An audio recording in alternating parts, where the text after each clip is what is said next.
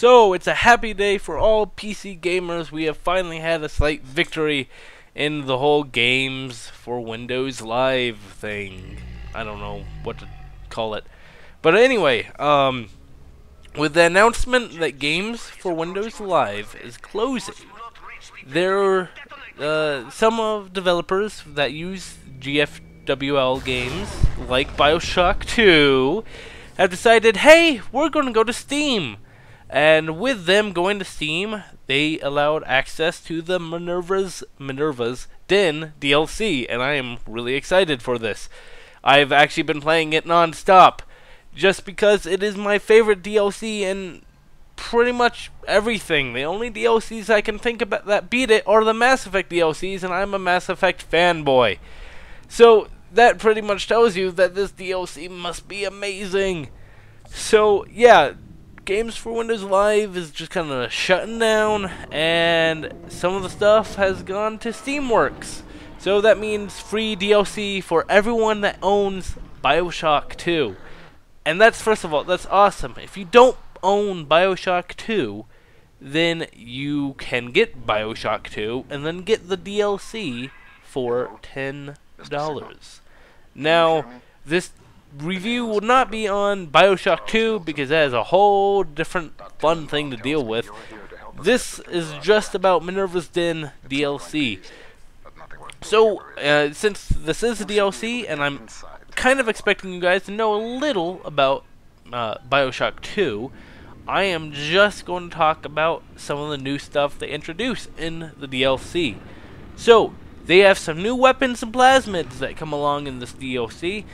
They have the ion laser, which is, as it kind of sounds like, it's a laser.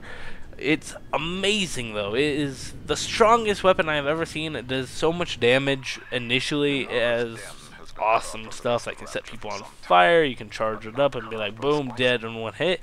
Whatever you want. It's a pretty awesome laser. They also have a new plasmid called Gravity Well.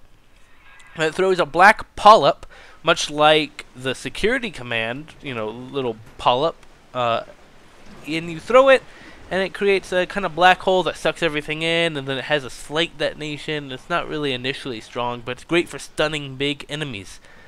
As you upgrade it, though, it will get better for stunning, get a larger radius, do more damage when it explodes, and when you get to level 3, it also secretes acid that will damage enemies that it is holding in its gravity wellness. I don't know what to call it.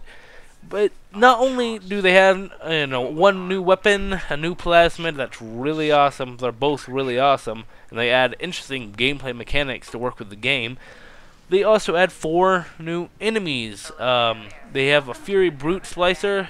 Brute Splicers are big guys that take a lot of damage, do a lot of damage, and now they can set stuff on fire. So that's, you know, fun times. They also have a Wintry Houdini Splicer, which is Houdini Splicer, if you do not know, are splicers that can teleport around, and they usually shoot out fireballs, but this one shoots out icicles and can deactivate any security bots that you have hacked by hitting them with ice. And, you know, that just, they kind of blow through security, and that's what makes them really unique and special, because this is a very security heavy area of Rapture. They also have a Lancer type Big Daddy, which is not only takes the most damage out of all the Big Daddies, it also deals the most damage. Now you might not notice this because you're using perhaps an ion laser and a gravity well plasmid, but if you go up against them with normal weapons, you're going to have a bad time. Really, they do a lot of damage, and they're quite scary, honestly. I do not want them. I usually try to stay away from them because they can cause a lot of damage. As you can expect, they use the ion laser, which is a ton of damage, and they can also blind you, and that's one of the things the ion laser can do when it's against you, is it blinds you, and so that makes, you know, fighting them harder. They also have 3 upgraded security bots. They have a rocket launcher security bot, as you can guess. It just shoots rockets instead of bullets. They also have an electric security bot that shoots a constant stream of electricity, doing very low damage, but it stuns them, and if they're in water, instant kill.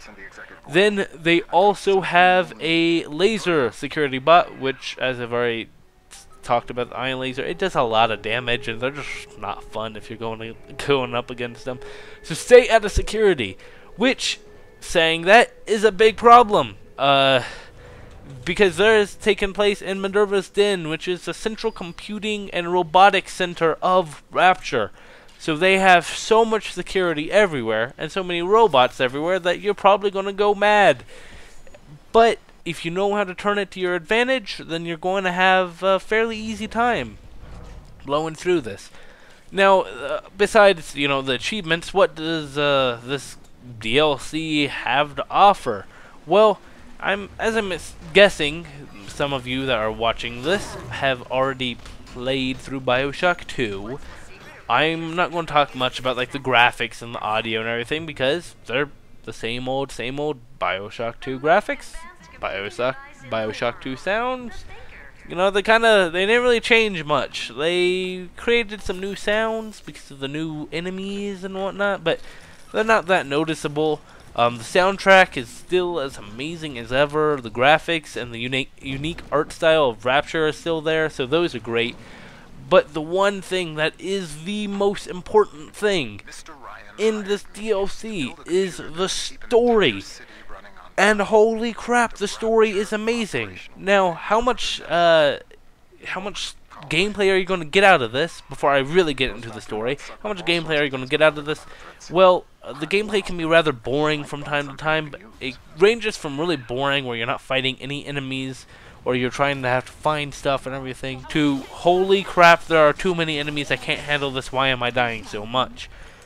Again, on easy, you won't really have a problem with this, but on hard difficulty, which is what I was playing on, you will have some problems.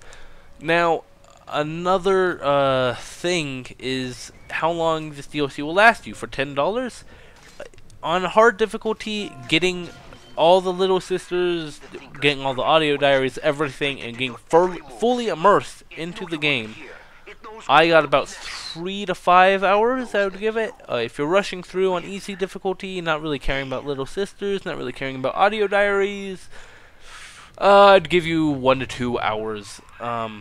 Which the 3 to 5 hours for $10 is better than some $60 games. So I guess that really goes to show.